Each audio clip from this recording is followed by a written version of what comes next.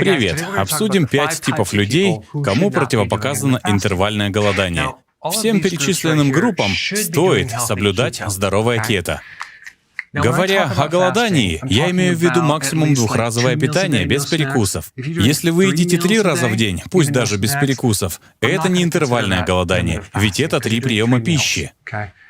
Ну ладно, без перекусов можно считать это интервальным голоданием, но я не отношу это к интервальному голоданию.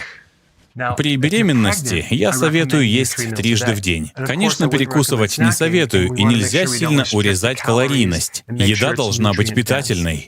Ни в коем случае нельзя лишать будущую мать каких бы то ни было нутриентов. То же касается кормящих. Не советую им интервальное голодание. Советую есть 3 раза без перекусов.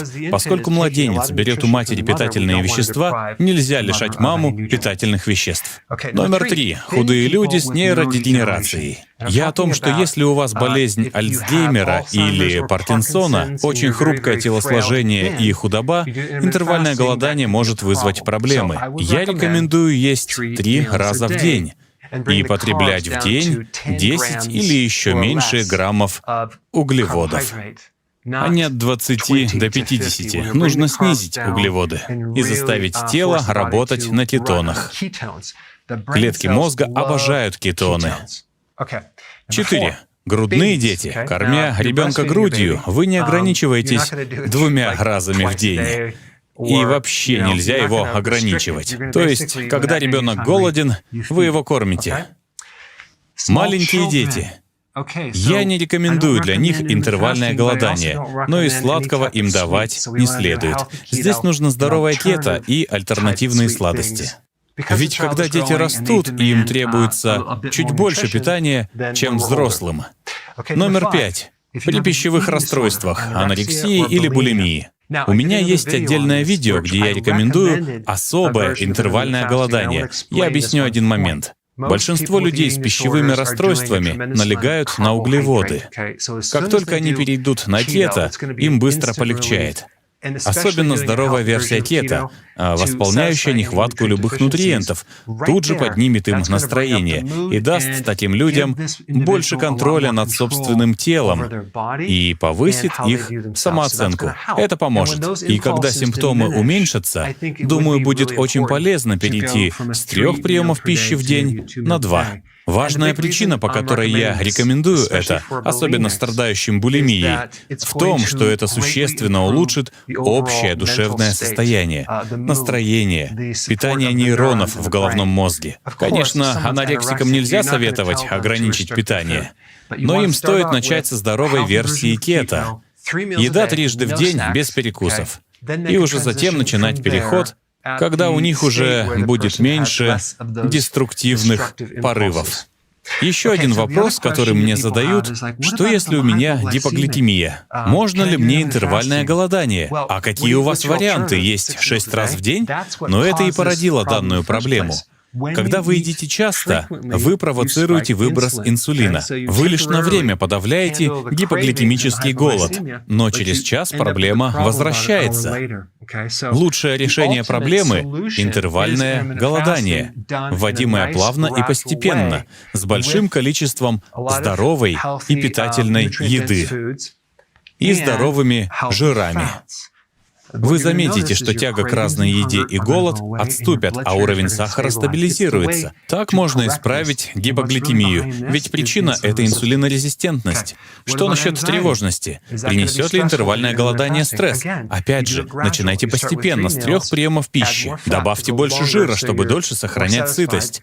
Добавьте витамины группы В и калий против тревожности. Уже одно это может убрать тревожность.